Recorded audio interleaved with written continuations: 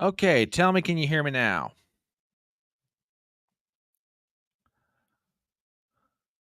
Can everybody hear me? Please tell me you can hear me. Let's see what happens. Oh, I just love moments like this. Tell me, is the audio working? Which I really hope. Please and thank you. Check, check on the mic.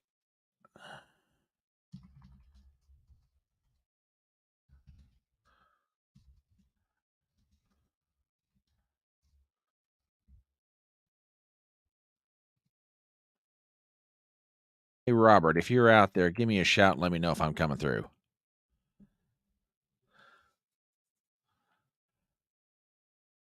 Okay. Well, we're off to an auspicious start. Oh my God. Okay. Well, thank you, Robert. I appreciate that. Robert Lowry, ladies and gentlemen, the technical advisor for the Front Porch Conservative, and God knows he earns his fig Newtons and scotch. That's all I'm saying, or whatever I'm paying him. Okay, we'll talk about that later, Robert. Never mind. Anyway, let's try that again. Matter of fact, I'll even be so gracious. I'll even start this thing from where I would normally begin this. Hang on a second, folks. I've just got that much technical ability. I can maybe even do that. There we go. All right.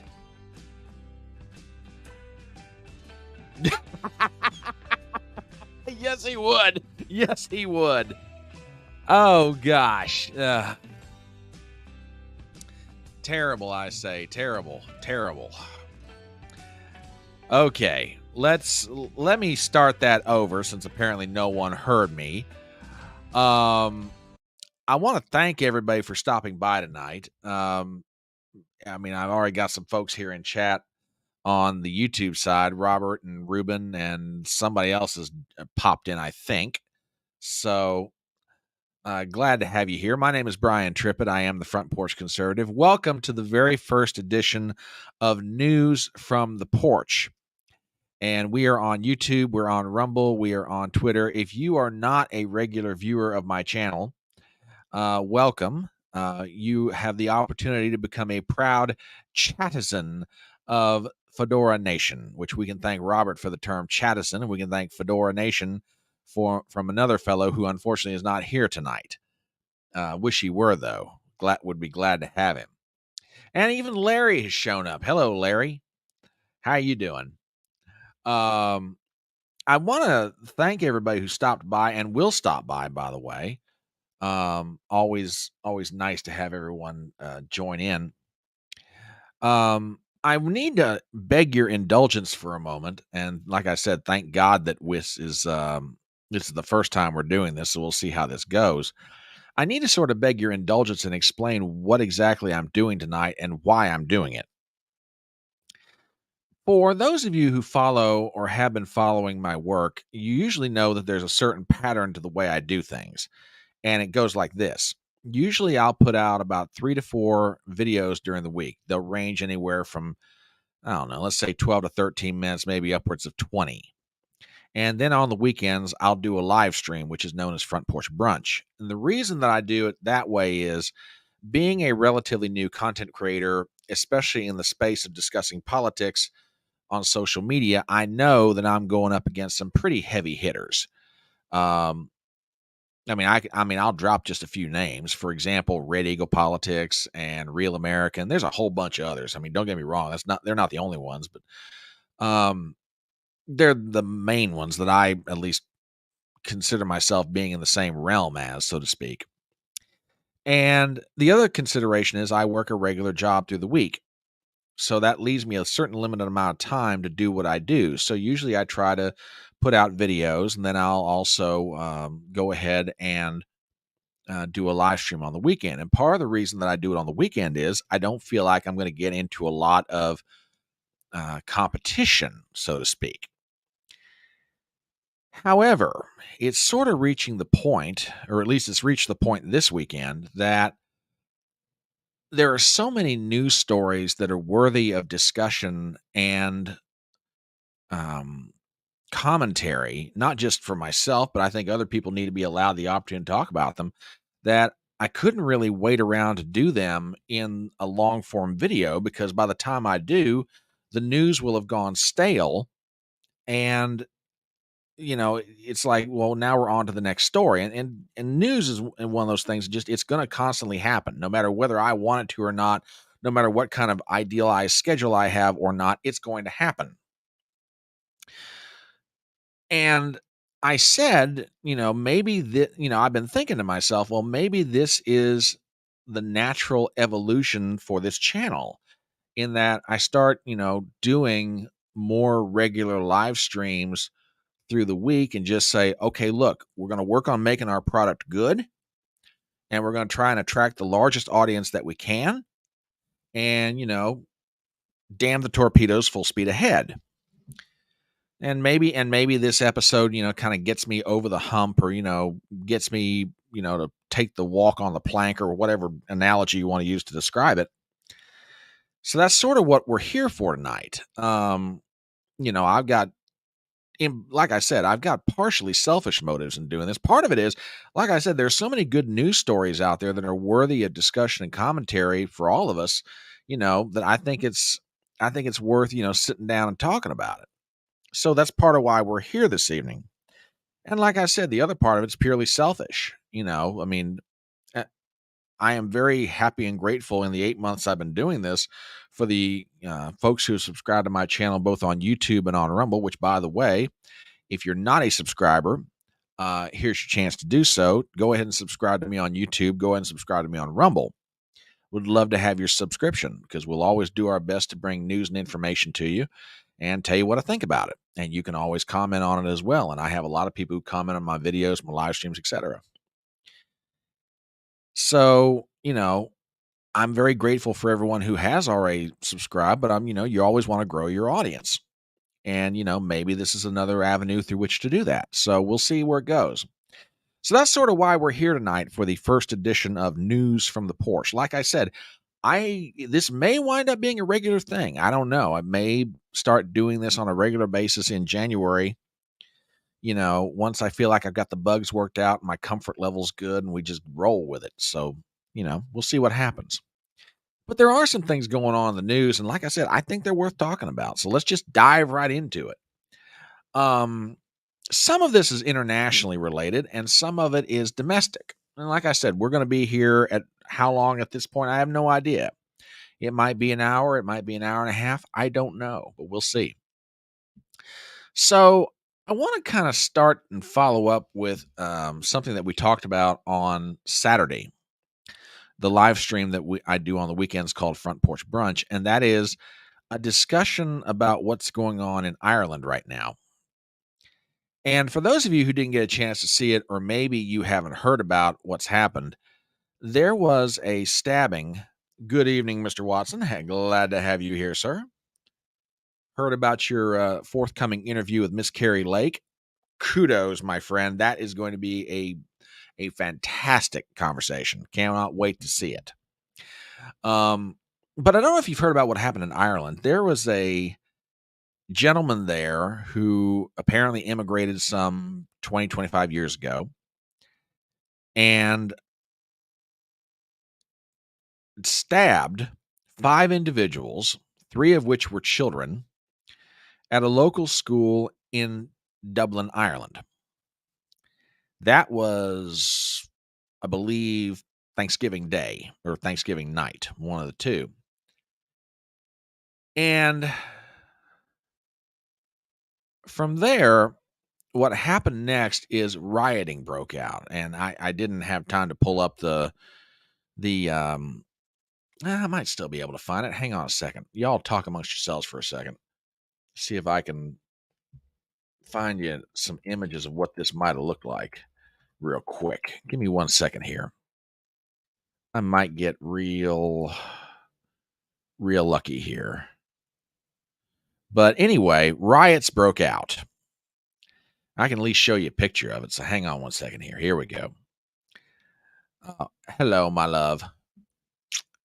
As always, you are welcome. You are present in my heart and in my mind. Yeah, smooth like butter. Anyway, let me give you an idea of how this looked in Dublin that night. So give me 1 second here. Had to restart my entire computer because the audio wasn't working. Thank God Robert was here to tell me that. Okay. This gives you an idea what Dublin looked like that night. Okay. Um, so yeah, this was pretty nasty by Ireland standards. Well, as you might expect, people, regardless of their race or politics or whatever, making commentary about it. And one of the people commenting was Conor McGregor, the mixed martial arts fighter. He's been a title holder, been a heavyweight champion. He makes a big splash in the media. He's very flamboyant, etc. And what started out as a comment on his part has kind of led to something. And I think it is worthy of discussion because it speaks to a lot of different things. It speaks to kind of where we are right now. And I think not just in Ireland, but really all over the world. So I want to show you his tweet that kind of got all this started. And he was responding to somebody. So this gentleman on this John Kavanaugh on Twitter asked the question. So what should be happen with this demented scumbag who attacked women and kids today? Few years in jail at our expense to get him out and then repeat. Needs to be deported immediately and never allowed back or just hang him. There's no fixing him. Now that's the man's tweet. That's what he said. Conor McGregor responds, torture and death. Okay. Now that's just the first of what wound up being many different tweets from Conor McGregor. So, following that, the next day he responds with something else. And I want to read this. This is his statement. This is from his Twitter page. I do not condone last night's riots. I do not condone any attacks on our first responders in their line of duty. I do not condone looting and the damaging of shops. Last night's scenes achieved nothing toward fixing the issues we face. I do understand the frustrations, however, and I do understand a move must be made to ensure the change we need is ushered in and fast. I am in the process of arranging. Believe me, I am way more tactical and I have backing. There will be change in Ireland, mark my words, the change needed. In the last month, innocent children stabbed leaving school. Aisling Murphy murdered. 2 Sligo men decapitated. This is not Ireland's future. If they do not act soon with their plan of action to ensure Ireland's safety, I will. Now, that seems fairly ominous, I will admit. And beyond the flashiness and the splashiness that Conor McGregor makes in the media, I don't know a whole lot about him. I'm going to be perfectly honest with you. But that sounds some pretty tough talk. Well, he followed that up with a little bit more on Twitter. And I'll show you this one. Blame anyone but themselves. Typical. Worthless you are, Michael. Worthless and spineless. Ryan Casey called you all out last week, grieving the love of his life, stolen by pawn scum, and nothing but waffle from you all since. Zero action. Everything from our lax border with gravy train benefits to our pitiful mental health services to our country in flames is on your watch. And still no plan of action. Where is our plan of action? What are we going to do to ensure this stops happening? How are we going to ensure this ceases to continue in our country? Ireland is fed up with you and your type. We are not stopping until real change is implemented. We need safety. We need security. We need leadership. As of now, we have none of these three. Shame on you and your type. Okay? So that's from Conor McGregor. Now I'm doing all this to set up something. And I think what I'm going to show you says a lot, not just about politics in Ireland, but I would argue politics all around the world, regardless of what country you find yourself in. Now, to show you just the frustration that the people of Ireland have right now, they're taken to the streets. Well, hey, flagrant triggers. How you doing, brother? Glad you're here tonight. Boy, this has turned into quite the party for the first time doing this sort of thing. Man, we are just sitting here. We're actually just getting rolling. I'm going through some tweets by Conor McGregor, and I'm kind of setting something up. So I want to show you one more thing, and this is video of people marching in the streets. Take a look at this.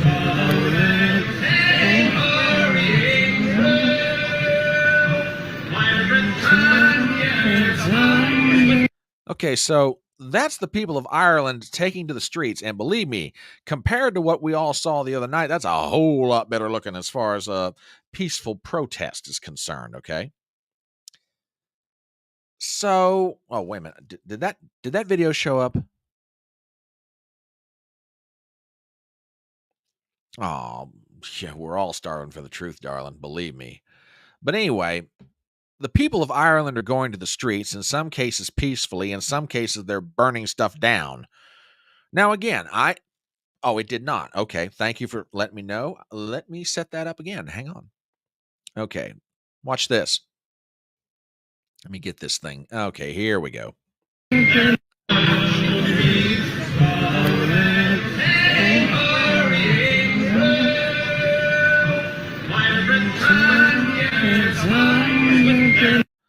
Okay, so as you can see, the people of Ireland are taken to the streets.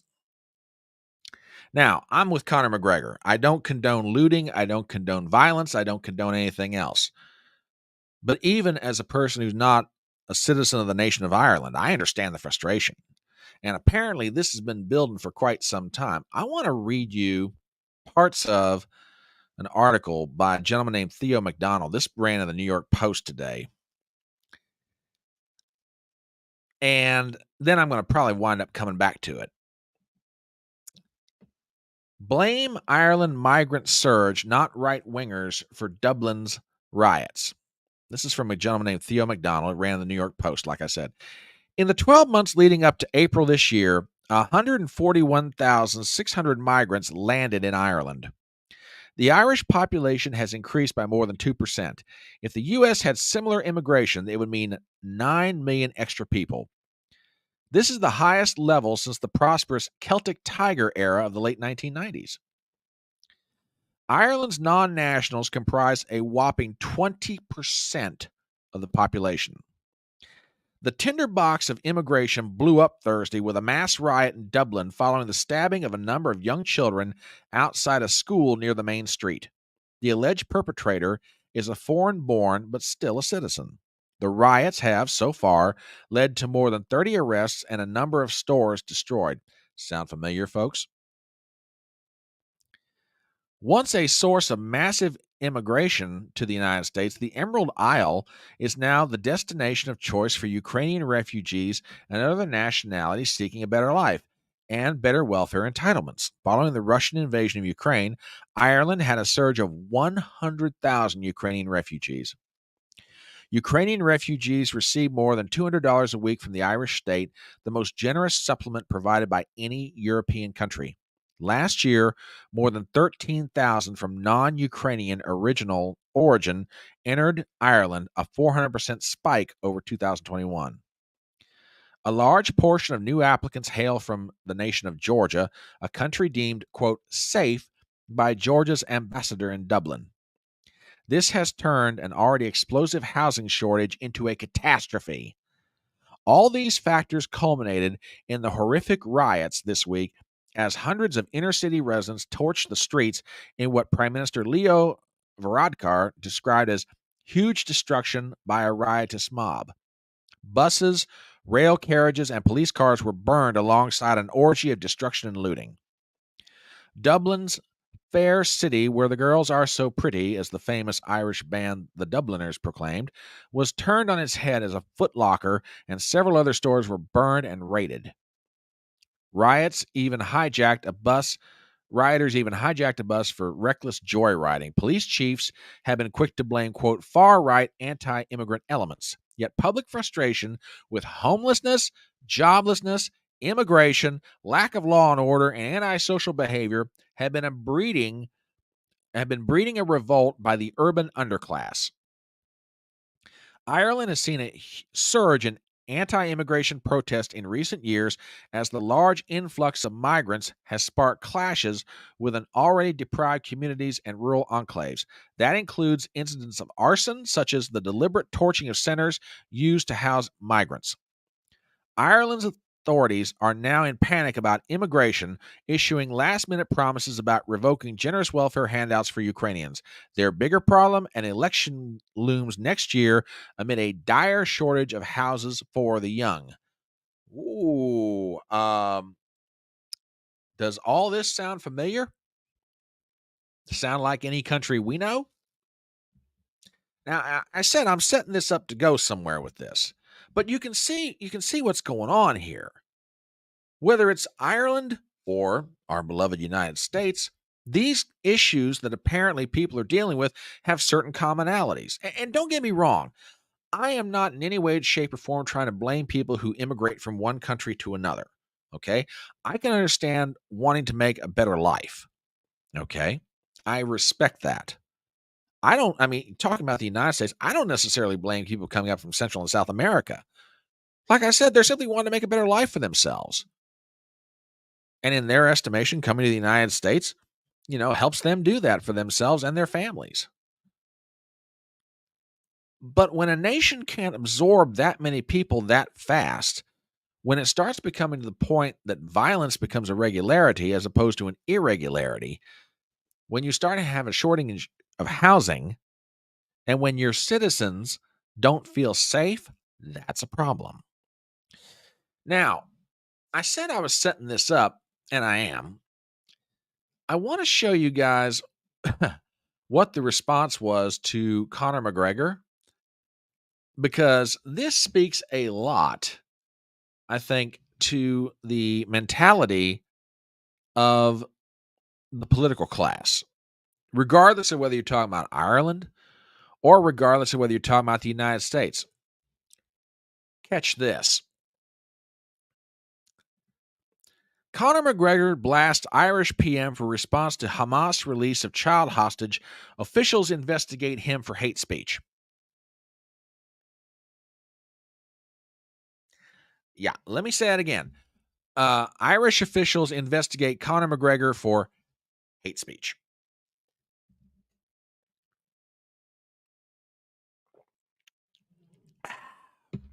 Yeah.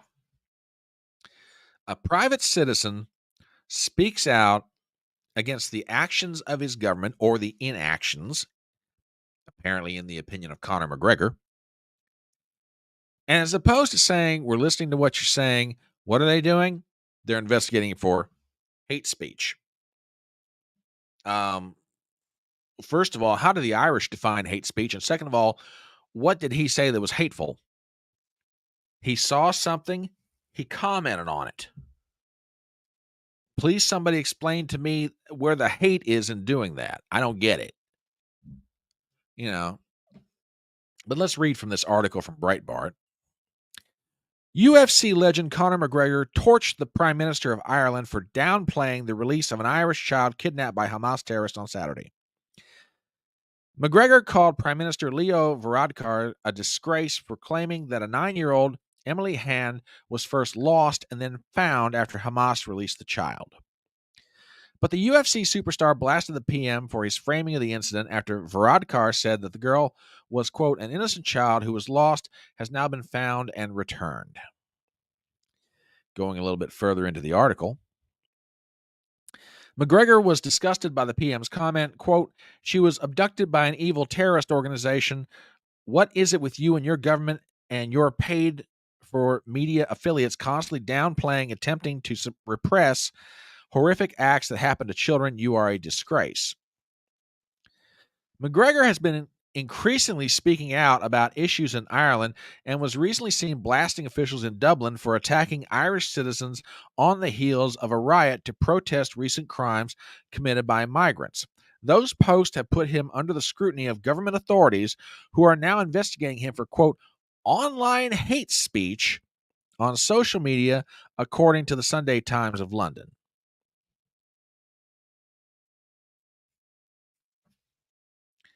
Again, I asked the question. I mean, The heck did Conor McGregor do wrong?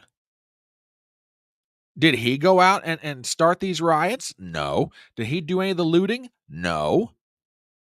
He saw something that happened and commented upon the actions and response of his government, a government that he lives under as a citizen of the nation of Ireland. And for his troubles and for his commentary, his government is now investigating him for, quote, online hate speech. Again, sound familiar to anybody? It just boggles my mind. I mean, like I said, regardless of whether you're talking about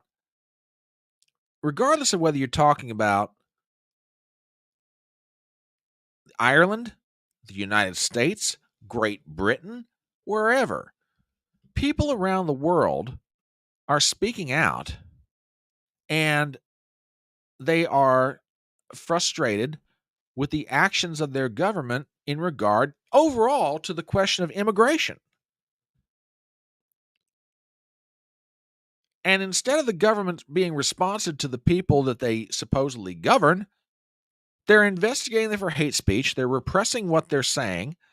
And they're like, we don't want to hear it from you. And Larry, I'm going to address this directly, okay? I'm going to take this one head on. Normally, most of your comments I just let go, but this one I want to address directly. I'm going to reread this tweet. I do not condone last night's riots. I do not condone any attacks on our first responders in their line of duty. I do not condone looting and the damaging of shops. Last night's scenes achieved nothing toward fixing the issues we face. I do understand frustrations, however, and I do understand a move must be made to ensure the change we need is ushered in and fast.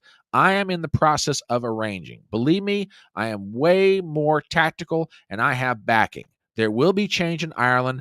Mark my words, the change needed. In the last month, innocent children stabbing, leaving school, Aisling Murphy murdered, 2 Sligo men decapitated. This is not Ireland's future. If they do not act soon with their plan of action to ensure Ireland's safety, I will. Okay. That is not a threat to take matters into his own hands. It's a statement that I want and I can and I'm ready to do something. How is that taking matters into his own hands? That's a man that says, I want to do something. That is not a threat. So no, sir, I am not going to succumb to this argument. Oh, he's engaging in angry speech. Larry, like I said, 9 times out of 10, I'll let go what you say. Not this one. That one's so blatant. Even you shouldn't be able to miss what he was trying to say. But apparently you're going to. Yes, he said he would do something. You don't know what he's planning on doing, and then again, neither do I. And until he actually does something, I'm willing to give him the benefit of the doubt. Maybe he's talking about a political action. Maybe he's talking about running for office. Maybe he's talking about backing someone who will challenge the current Prime Minister of Ireland. We don't know. Take matters into his own hands. Please. Even by your standards, that's over the top. Sorry. But this is what's going on. People around the world are trying to tell their governments, we don't want you to keep doing this. And it's not even the issue's not even necessarily confined. It's not even necessarily confined to the question of immigration. It could be on almost any issue. I mean, here in the United States, there's any laundry list of things we don't want our government engaging in, or at least a significant portion of our population does not want our government engaging in them. And yet our government's still continuing to do it. And Larry, I'll address one last thing. I hope it's not a violent something, but until he actually takes an action that constitutes violence, I'll give him benefit of the doubt. And yes, he did use the word tactical. You can be tactical in your thinking without necessarily using violence. It's called tactical strategic thinking, or if that thought ever crossed your mind. But anyway, I mean, people around the world, they're trying to tell their governments, we don't want you to engage in these actions. And what's the government doing? They're investigating somebody for hate speech. And then you want to hear a justification? This will wrap up my discussions on Ireland, or at least our discussions on Ireland. I want you guys to listen to this. This is a member of Ireland's legislative branch. I'm not sure if it's a unicameral legislature or a bicameral legislature, but she was recorded on the floor of their their house, the people's house. And I want you to listen to this speech because this to me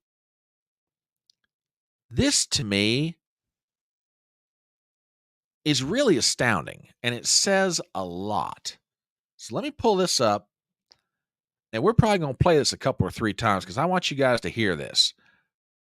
I'm going to play this once uninterrupted and then we're going to start commenting on it, okay? So listen to this. When you think about it, all law, all legislation is about the restriction of freedom. That's exactly what we're doing here, is we are restricting freedom, but we're doing it for the common good.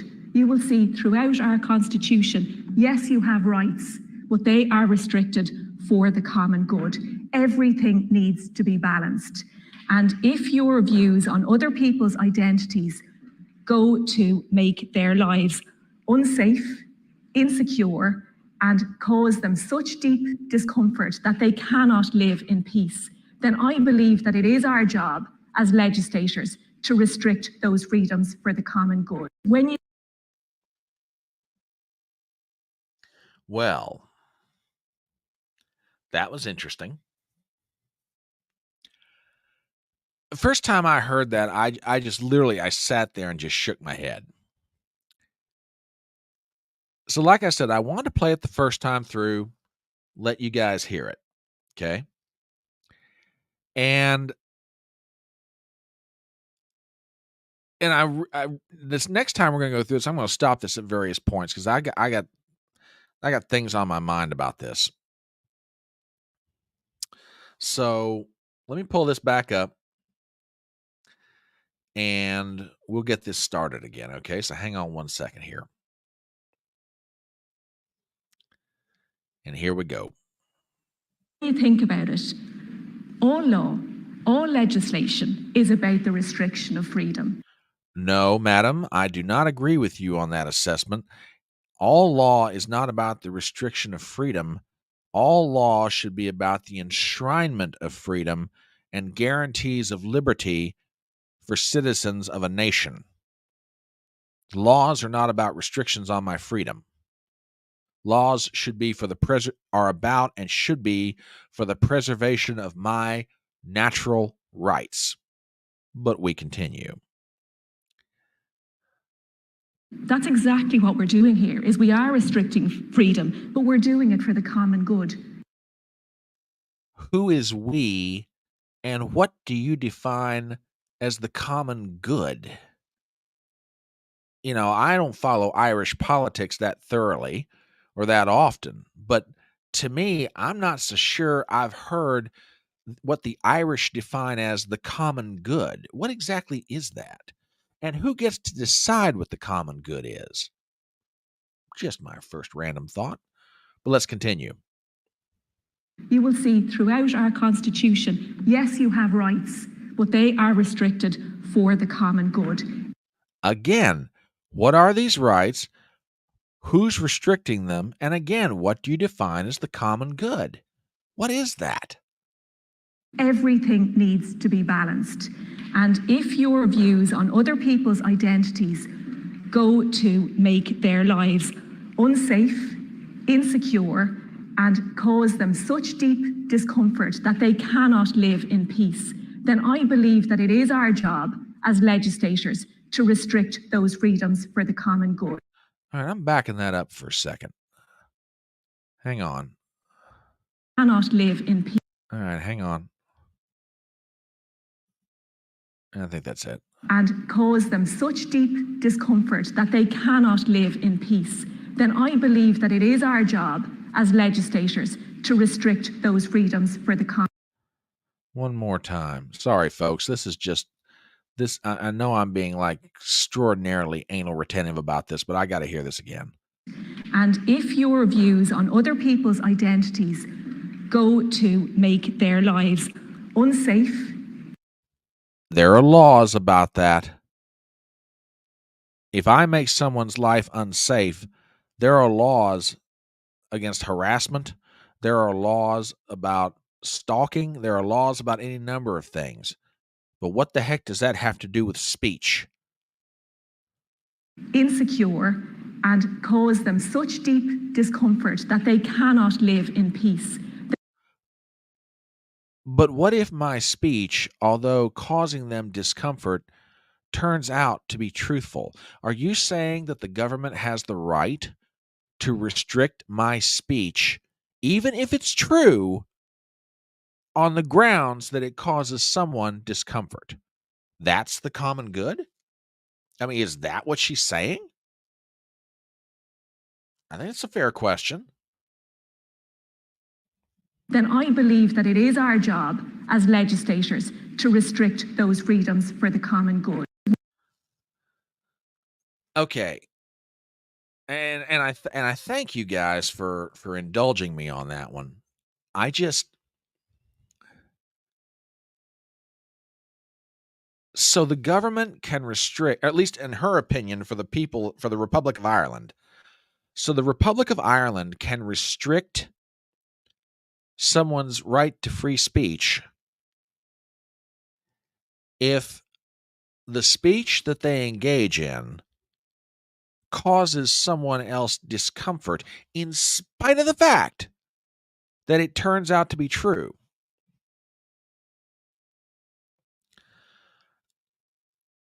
Now, I know I'm talking a lot about Ireland, but again, I'll ask the question, doesn't this sound awfully familiar to folks? Yeah, and I think some of y'all out there are feeling where I'm coming from on this one. You know, yeah, I'd say you're right. I'd say Aunt Rond would be not so much down with this chick. Um, yeah, yeah. What is the common good? Now, Ruben, we're vapid. Yes, I'm not prepared to call her a see you next Tuesday, but you have the right. You have the right to say that. Yeah, safety. Yeah, yeah. In the fields. Yeah, exactly. Um, yeah, I mean, again, I asked the question, what is the common good?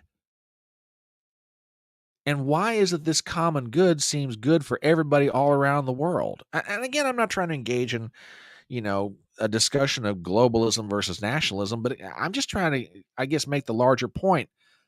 People are trying to tell their government, we don't want you to do certain things. And what is their government doing in response? Or at least in Ireland anyway, they're investigating some citizens on the grounds of hate speech, and they are they're trying to change their hate speech laws. Matter of fact, I haven't got the story here, but yeah, it's been reported in the past few days. The Irish Parliament is in the process of updating their online hate speech laws, which I guess this is what Criminal Justice Incitement to Violence or Hatred or Hate Offenses Bill 2022. You know, it just boggles my mind. It really does. And again, the parallels between the Republic of Ireland and the Republic of the United States, it's really kind of scary. But I also think it's instructive that we also realize we're not alone in this.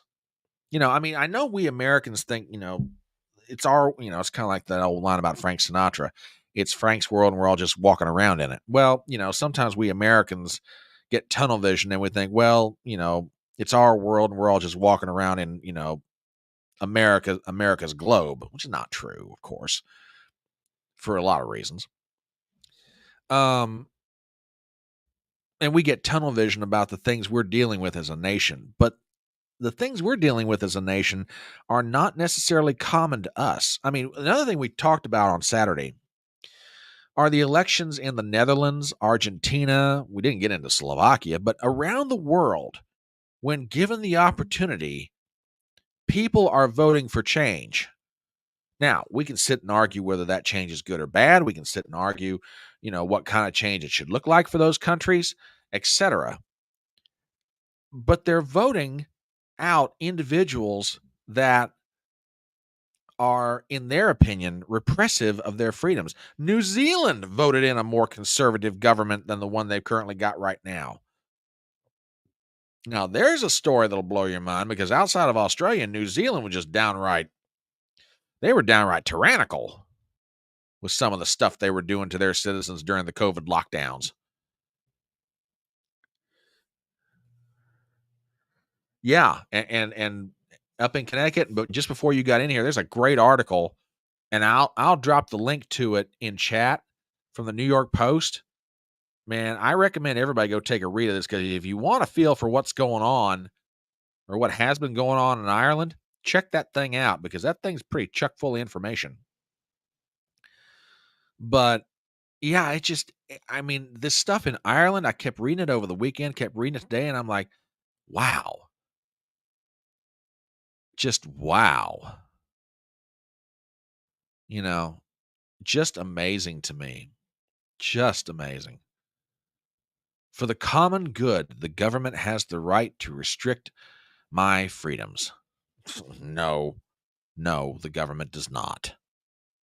The government does not. But anyway, it's about 20 minutes after 7, and despite technical problems at the very beginning, which thank God most of you were not in here to listen to, apparently I started this live stream and didn't have an ounce of sound while I was doing it. So, yeah, Robert's like, hey, man, you don't have got any sound going. Like, crap. Had to step out of the chat, restart the computer, come back in. But it's despite all of that, we're having a very successful, I think so far, new session of news from the porch. Um, Again, this is our first. I think this may be, outside of specials that I've done during the week. This may be my very first live stream that I've done that was not special event related. And Ruben can back me up on that one. If he's got better recollection on this, I'll be glad to hear it. But I think this may be the very first live stream I've done without some kind of special event that sort of preceded it, etc. Uh, Christian, I'm glad you popped in. I'm glad you popped in with this observation. On the American right, there's a growing push to prioritize the common good over the individual. Yeah, I agree with you. I absolutely agree with you on this one. There's some elements out there, and and you know, you let me know when you want to come on sometime. We can talk about this. I mean, if you want to name names, drop them in chat. Be my guest. I'm not going to stop you. But yeah, the end of we have freedoms granted to us by God. We give up some of our power to the government to do for us collectively what we may or may not be able to do for ourselves individually. But that doesn't mean we're not without our rights and not without our freedoms that are granted to us by God Almighty. And no government has the right to restrict them. A government can do things for its people collectively that they may not be able to do individually, but that doesn't give them the license to restrict freedom. That's a very insidious idea that can lead to a lot of bad consequence. But yeah, this is our very first session of news from the porch. And like I said when I was talking a little bit earlier, this might be the evolution of where we're going. But the other issue is, all right, Larry, cool it. Everybody kind of simmer down out there. Love you, but cool it. But yeah, this is kind of where we're going. And like I said, what what got me doing this one tonight, there's so many stories out there that that were worthy of conversation. I just didn't feel like it was right to just wait and try and do them in a video and then just lose the flavor of the moment. They need to be talked about. So that's kind of what we're doing tonight. So we'll see where and how this goes. Anyway, let's move on to our next thing. Speaking of matters international, um, man, it didn't take long for Geertz Wilder in the Netherlands to stir it all up. And this one's kind of interesting to me. And I say interesting because he's bringing up something that a lot of people hadn't thought about. And I'm not necessarily going to comment yay or nay on it, except to report what it was he said and then just show some information that you may or may not be aware of. So if you're out there stopping by, which yeah, I'm just gonna say we're on YouTube. It looks like we've got almost 10 people in here right now, which is pretty cool. So, if you haven't let go a comment in chat, let me know who you are. Like I said, we've got Ruben here tonight. We got Larry. We got Christian Watson. We got up in Connecticut. We got Gypsy. We got Robert. We got Small Time Republic. Flagrants here. We might even have some lurkers. There might be some lurkers out there in the YouTube chat. But if you're lurking, yeah, we still love you. You can lurk all you want to, but if you feel like commenting, don't worry, we don't bite. You know, we might get spicy in chat, but we're not gonna, you know, we're not gonna bite your head off or anything like that. And we got folks on Rumble who are watching, and we probably got folks on Twitter. So we're glad to have you here.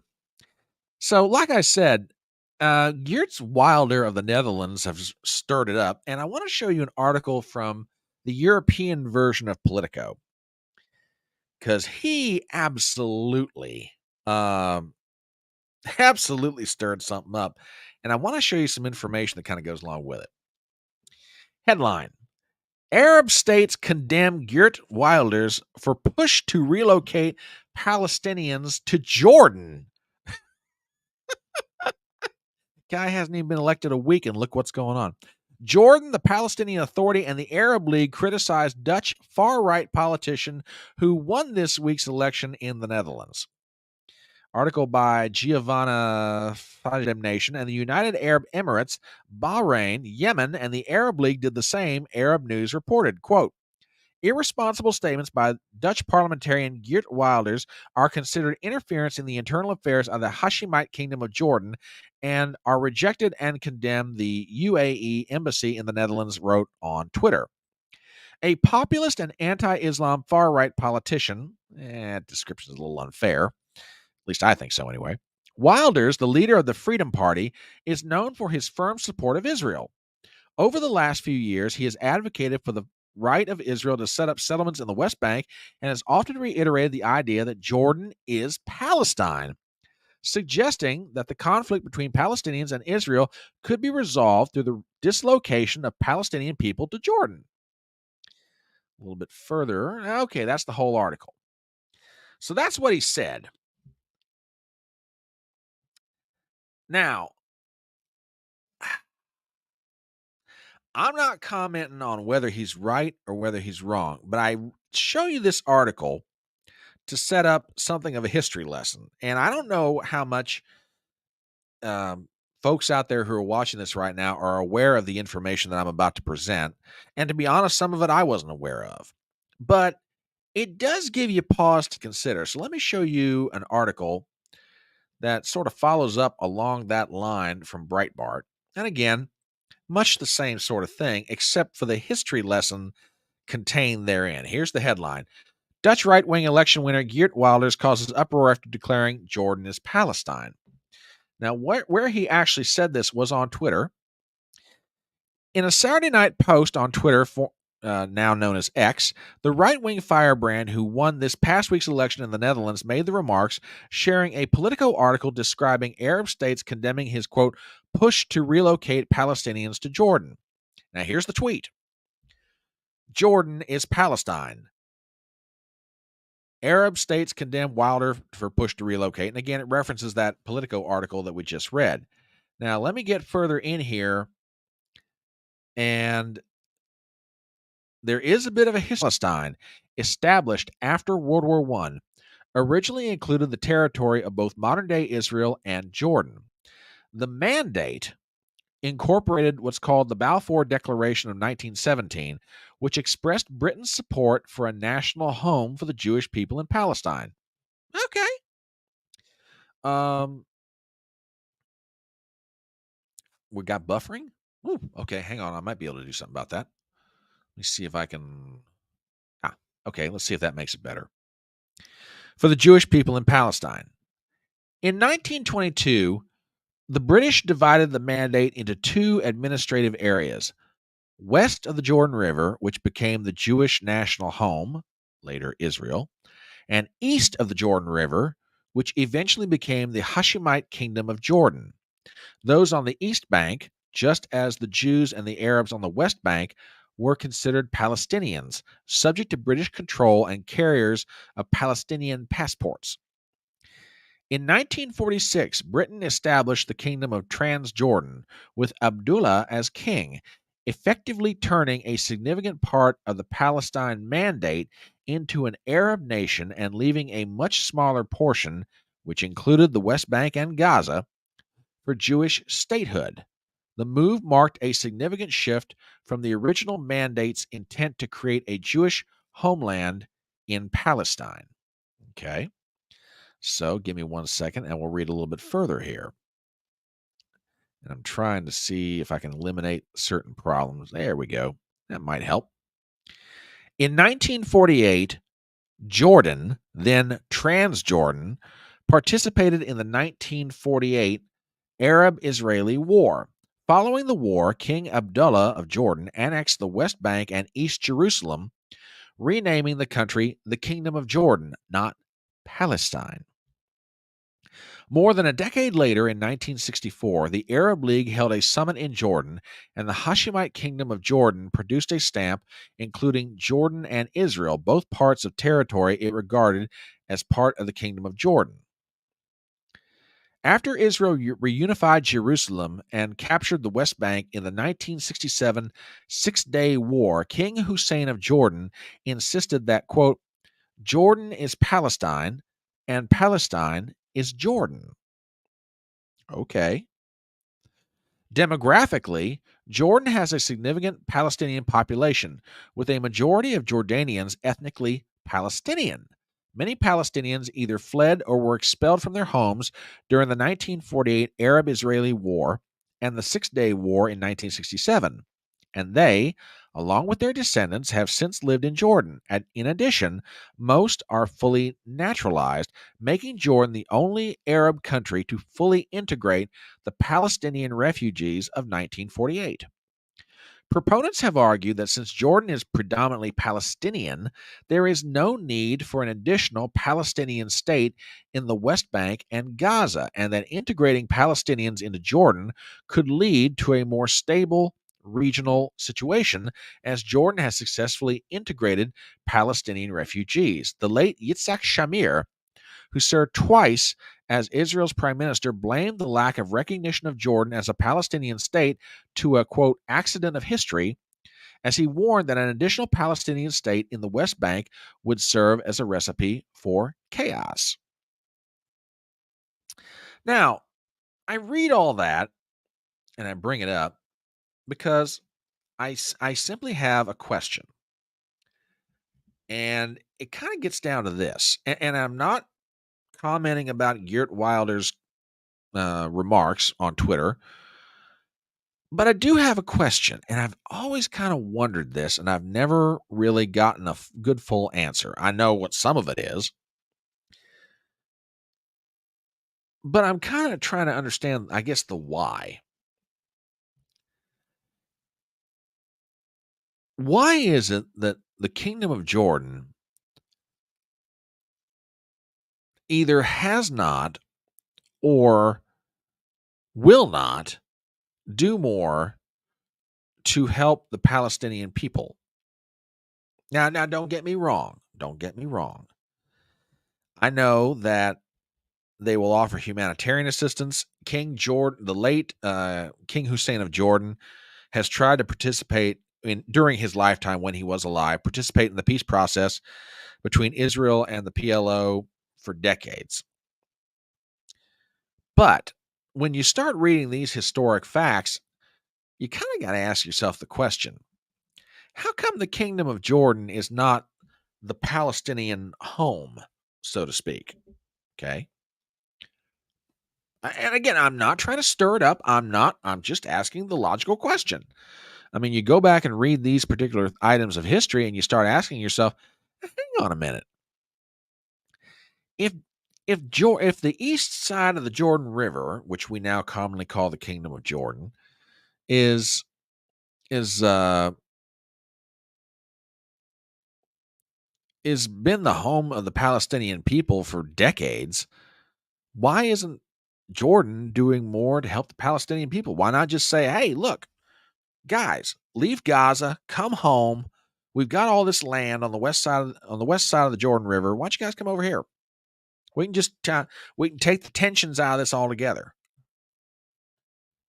I- And again, I don't know that I've got a good answer to this one. I'm just asking the question. I really am. I just, when you read those historical facts and you start thinking about it, just makes me ask the question. And again, I'm not trying to bust the chops of the nation of Jordan or its leadership or anything else. It's just, I don't know. I read that and I was kind of like, huh, well, that's a kicker. Hmm. I don't know. If you guys got thoughts on it, drop it in chat. I'd kind of like to know what you think about it. But it could be. Well, that could very well be. Again, Middle East politics is not one of my fortes. I'll freely admit that. I'd love to find somebody and bring them on here sometime to get into that discussion. You know, yeah, yeah, could very well be. Could very well be. Uh, you know, but yeah, I saw that and I was like, yeah, we need to talk about that. One more thing, international, and this one is actually kind of funny, and it gets a little closer to home. So we have to go north of the border. This one is just really kind of funny. Did you guys see that uh, Justin Trudeau is blaming the MAGA movement for certain people in the Canadian Parliament voting against him on certain things? Yeah, I found that one to be just ridiculously funny. I'm going to show you this because this to me is just like I said. This one's kind of a kick. This is from Breitbart. Trudeau sees right-wing American MAGA pushing Canadian Conservative Party votes against Ukraine bill. The Canadian Conservative Party has decided to, quote, turn their backs on Ukraine, according to Prime Minister Justin Trudeau, who cited dark, mysterious elements driving, quote, right wing rhetoric in the United States with MAGA conservatives for the opposition party turning back against his left wing policies. Trudeau turned on the Conservatives after the group unanimously voted against an update to the Canada Ukraine Free Trade Agreement between Canada and the embattled East European state. Quote, I've actually boasted that it's not a political debate in Canada. All parties in Canada stand with Ukraine, Trudeau said at a press conference Friday, Fox News reported. So it's particularly troubling to see, even though we are seeing a rise of right wing rhetoric in the United States with MAGA conservatives across Europe, in certain corners of right wing politicians and parties starting to pull their support for Ukraine, starting to parrot Russian disinformation and misinformation and propaganda. Oh my God. Conservative Party leader Pierre Poilievre earlier explained his party had voted against the agreement not because of flagging support for Ukraine, but out of concern it would saddle the war-torn country with a carbon tax. Trudeau said that explanation was an absurd excuse. I kind of got to agree with Trudeau on that one. The real story is the rise of a right-wing American MAGA influence thinking that has made Canadian conservatives, who used to be among the strongest defenders of Ukraine, I'll admit it, turn their backs on something Ukraine needs in its hour. That is the danger of the rise of right wing influence that is feeling its impact in Canada. That's not what just Ukrainian Canadians, but all Canadians should be concerned about.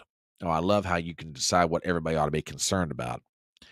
When the Conservative Party of Canada and Pierre Poilievre turned their backs on history, again, this is Trudeau speaking, turn their backs on our friends and allies, turn their backs on international rules based order, and our support for the UN Charter and territorial integrity, it's of real concern and should be of concern to all of us because we're seeing that spiking up all around the world.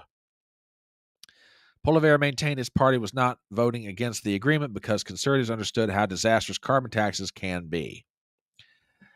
I find this funny. And I get the feeling, and y'all tell me if I'm wrong about this, okay? Tell me if I'm wrong. Um, do you get the feeling that politicians in different countries are feeling the heat from their own citizens and they're looking for somebody to blame? And more often than not, they're blaming American political conservatives. And again, maybe I'm wrong about this. Maybe I'm just reading too much into it, but it cracks me up that somebody with uh, the gall of a Justin Trudeau is out there trying to blame, folks like me and you, if you identify with the MAGA movement or its principles or whatever, or just basic conservatism in general, that, he's trying to blame folks like me and you for, the fact that he's finally getting some opposition to his policies in Canada. I mean, don't get me wrong, the Conservative Party of Canada is nothing to write home about. I mean, and frankly, the content creator Viva Fry, excuse me, can speak to this far better than I can, as it's his own country. But the Conservative Party is not. I mean, everybody can gripe about the Republicans here in America, and God knows they should. But the conservatives up in Canada make the Republicans look like an intelligent bunch of people. They're awful. They're just awful. Uh, so really just kind of surprised. I read that headline and I read the article and it just cracked me up. So yeah, Justin Trudeau is blaming all of us for his troubles up in Canada. Cheers, Justin.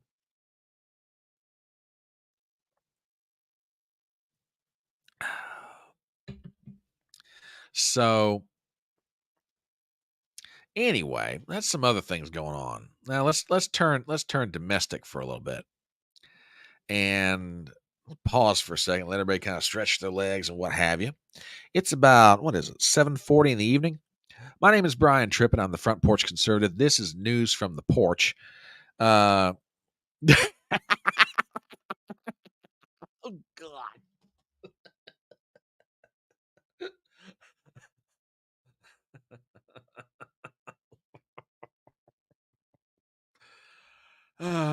Yeah, I can always trust you to bring the spice.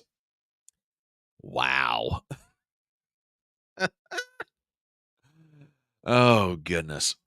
So yeah, we're on YouTube, we're on Rumble, we're on Twitter, and I want to thank all of you guys for dropping in this evening. I genuinely do. It's very, very gracious of you to do so, especially on such short notice. Like I say, as a content creator, there's there's a certain rhythm to what I try and do, and the fact that I'm putting together a live stream on 2 days' notice, and you guys are being gracious to stop by is genuinely, genuinely appreciated. Just going over some news items. Like I said, I just didn't think we're going to wait until I could do them in a long form video. And like I said, it might be that this is the natural evolution of where my channel's going. So we'll see what happens. I kind of like it. It's kind of cool, and you guys are great. Um, you know, very, very nice of you to hang out with me this evening. I genuinely appreciate it. So let's get domestic and talk election stuff for a second, if I may. So, as most of you know, um, the Colorado District Court handed down a decision ruling that Donald Trump could appear on the primary ballot and probably more likely the general election ballot for 2024. Um, and the ruling was kind of weird in that Trump got what he wanted. He won the decision, but it's how he won the decision that's got everybody up in arms, I think. The judge issued like a 100-page ruling and just went through this just uh, enormously long diatribe to explain her reasoning. And then at the end came to the conclusion that Trump had to be on the ballot because Section 3 of the 14th Amendment does not apply to the office of the President of the United States. And therefore, because it's not listed specifically, you can't use that to keep him off the ballot. But in coming up with this 100-page ruling, the judge said that Trump engaged in insurrection. Now, at the time, the folks that I tend to listen to on these matters, and even by my own common sense, I was referring to Viva Fry and Barnes. Robert Barnes was of the opinion that the decision would not be appealed, either by those who had lost or Trump. Well, turns out we're all wrong. Take a look at this. Colorado Supreme Court to hear 14th Amendment appeal. Article by Rebecca Betch. I'm being generous on that pronunciation, folks, so just look over me here. We read the following. The Colorado Supreme Court agreed late Tuesday, which would have been last week, to take up a case weighing whether to bar former President Trump from the 2024 ballot under the 14th Amendment.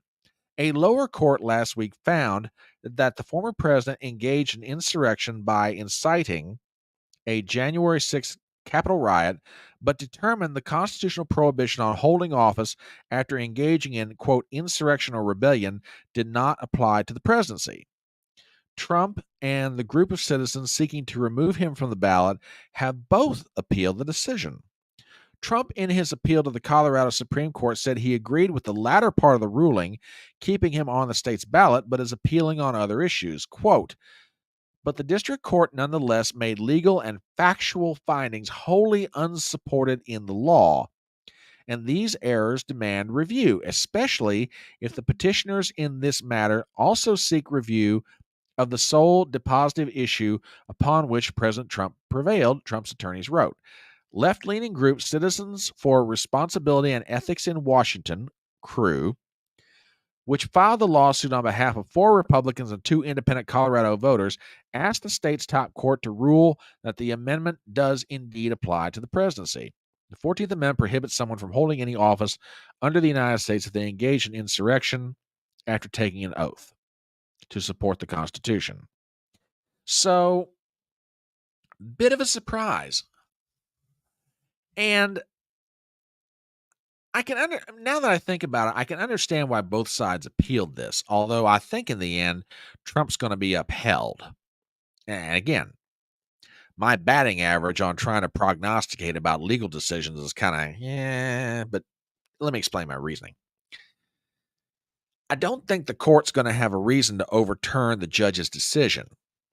If anything, the Colorado Supreme Court is probably going to find that the judge, how do I want to put this, went fur afield, so to speak, in her reasoning to get to what she did. Now, she ruled correctly. I mean, I don't think anybody can say she ruled incorrectly. I mean, the 14th Amendment does not say anything about the office of the president. It's it's how she kind of got there, and the fact that she ruled that Trump engaged in insurrection.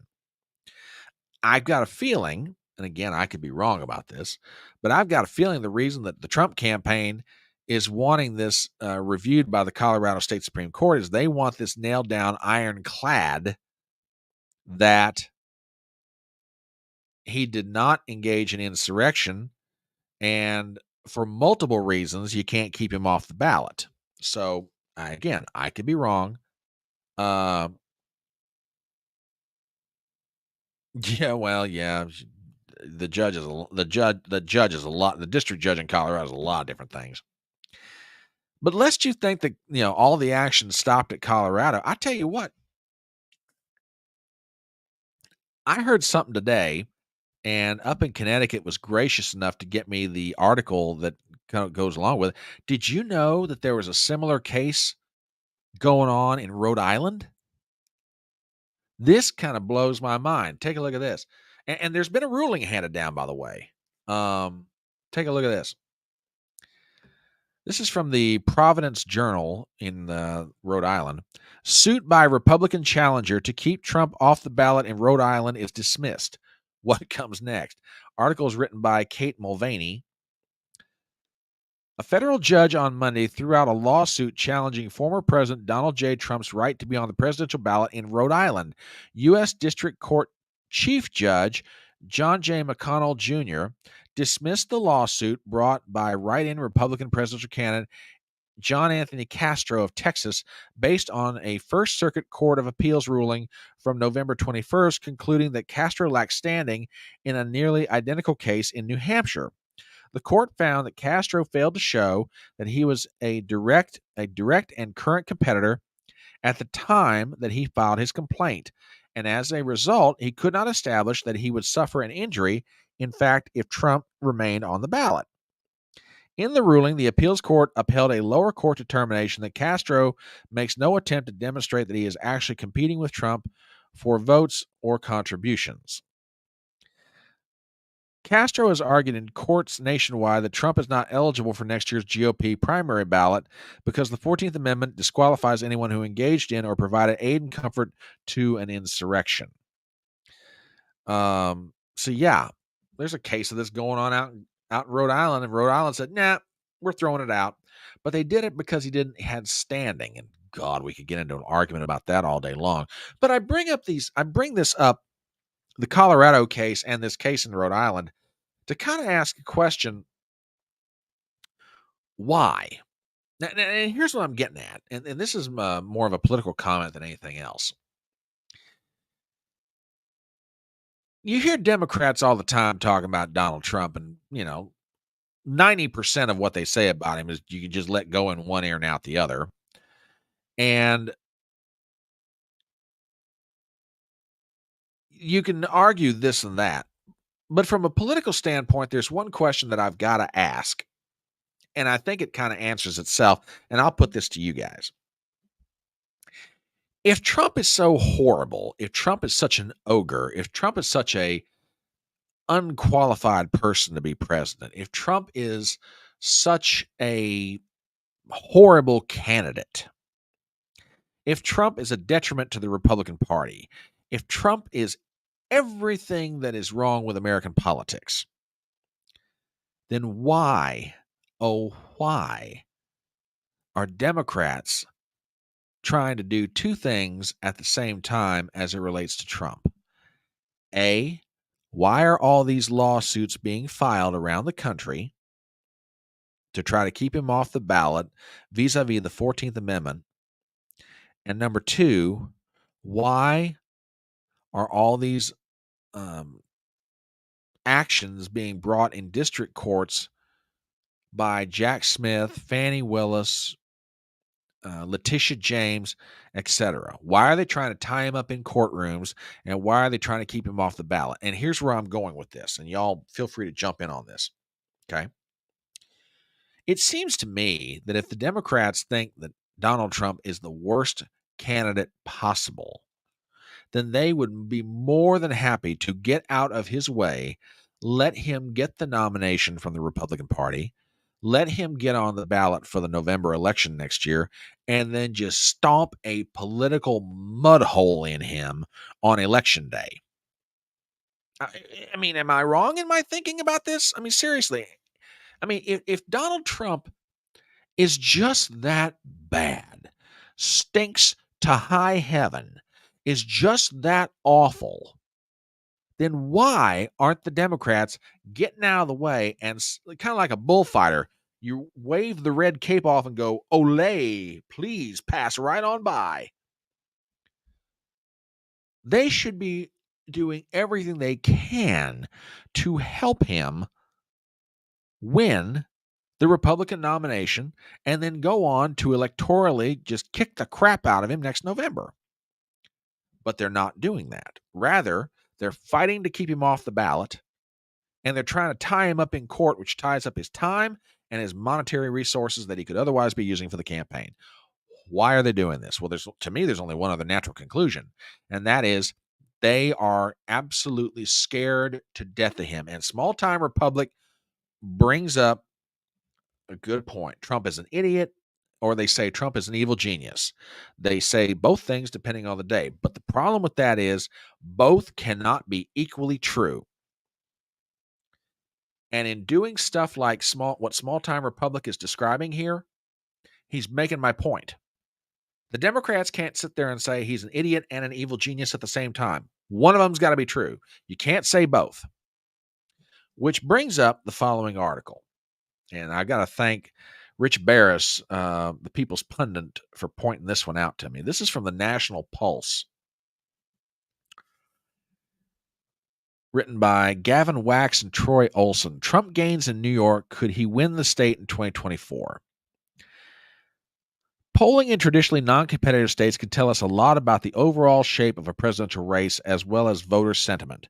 In 2016 and 2020, Trump lost the state of New York by between 22 and 23 points, respectively. That represented an improvement over Mitt Romney's 28-point loss in 2012. But when one looks at the increasingly miserable public outcomes in New York City and state, the radicalization of the left, and progressives driving role in the direction of the New York Democrats are taking, one can see how Lee Zeldin got within single digits during his 2022 gubernatorial run and why Donald Trump is within 10 points of Joe Biden in the latest New York Times Siena poll. It wouldn't surprise us if Trump got within single digits this time around, especially in a state where he spent most of his life, from his birth and childhood in Queens to his achievements in business and the media. Now, I bring up this article to kind of put a dot on the I. Trump is an idiot. Trump is an evil genius. Both statements cannot be equally true. But let's just take the first of those for a second. Trump is an idiot. Let's assume the Democrats genuinely believe that.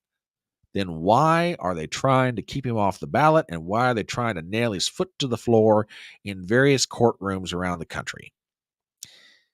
Because of some of what's in that article I just read. Now, stepping back, speaking broadly for a second, do I expect Donald Trump to win the state of New York in 2024 if he's on the ballot as the Republican nominee for president? No. I think the authors are correct. He might get within single digits of losing New York, but even doing that has the potential to be earth-shaking in the 2024 election. And here's what I'm getting at. He lost New York by, call it 23 points in 2020. Okay. If the New York Times Siena College poll is correct, Donald Trump is within 10 points of Joe Biden in the state of New York. The state of New York has not gone Republican in a presidential election since 1984. This gives you an idea of just how solid a state New York has been for Democrats now for going on 40 years. Okay. And you've got Donald Trump, at least right now anyway, within 10 points of Joe Biden in New York State. That represents a swing of 13 points. Now, if you extrapolate that out and you start analyzing it in light of states like, let's say, Virginia, Wisconsin, Minnesota, Colorado, maybe even New Mexico. Ladies and gentlemen, Donald Trump could not just win back states like Pennsylvania and Wisconsin and Georgia and Arizona that he barely lost the last time. He could wind up picking up states that Republicans haven't picked up in ages. Like I said, Minnesota, Colorado, Virginia, New Mexico, others. Now, do I think that's going to happen? I have no idea yet, but the possibility exists. This is scaring the Democrats to death. Trump is an idiot. Trump is an evil genius. Both statements cannot be equally true, but one statement is true, and the statement that is true is scaring them to death. So the next time you hear a nationally prominent Democrat like, let's say, Mark Elias or some elected politician talk about how dumb Donald Trump is and how bad he is and how awful he is for democracy, etc., and so on, just keep what I'm saying in the back of your mind. You shouldn't believe them anyway, because odds are they probably are lying. But show you one last thing to think about. This is from Real Clear Politics. This is the last set of polls by 1, 2, 3, 4, 5, 6, 7, 8, 9, 10, 11, 11 different pollsters from the beginning of November to just before Thanksgiving. With the exception of one, they all have Trump with a lead nationwide in a head-to-head fight against Joe Biden. Let's take it one step further. Let's just say you throw in all the third-party candidates. Even though there's not nearly as much polling, Trump's still got a lead nationwide. Do you know how long it's been since a Republican has won the nationwide vote? The last time it happened was 1988 when George Herbert Walker Bush held Michael Dukakis by the political nose and kicked him in the political rear end. Now, there's a year to go. Anything could happen. But if the election were right now, Trump not only wins the Electoral College, he wins the popular vote. Just some food for thought. And I know people in New York, a lot of it is anti-Biden, not necessarily pro-Trump. Okay, I can see that. Many Democrats think, oh, Biden has gone too far left. Fair point. I can see that. I can absolutely see that. Oh, hang on. I stand corrected then. I'm sorry, I stand corrected. I did not realize that. I thought he lost it to John Kerry. My apologies. My apologies.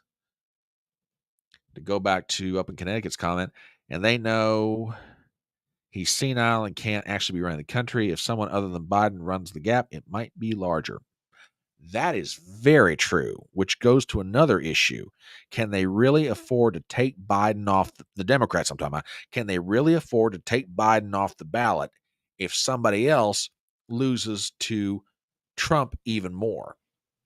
Just saying. Anyway, it's about 8 o'clock and you guys have got lives and need to get to your families and other stuff. So I'm going to go ahead and bring this to a conclusion. I want to thank all of you guys for stopping by tonight. Small time up in Connecticut, Flagrant, Ruben, Gypsy, Larry, Robert, everybody. Like I said, this is the first time I've done something like this, and it might become a regular thing. I don't know yet. Flagrant reminded me there's some other plans we kind of got in the background, and I need to kind of get on with it. So we're going to try and start doing that. But I want to thank you guys for stopping by the very first edition of News from the Porch. Like I say, there might be more of this. No, thank you. Thank you guys. And I know it got a little bit spicy tonight. I was watching the chat, so it got a little spicy in there. So just remember, agree and disagree, agree to disagree with each other, do so with civility. But anyway, no, thank you guys for stopping by tonight. And you guys are awesome. And we'll try and do this again sometime soon. So, as I normally end my Saturday live streams, I will take it down with this. Just remember, folks, it's faster horses, younger lovers, older whiskey, and more money. We'll see you next time.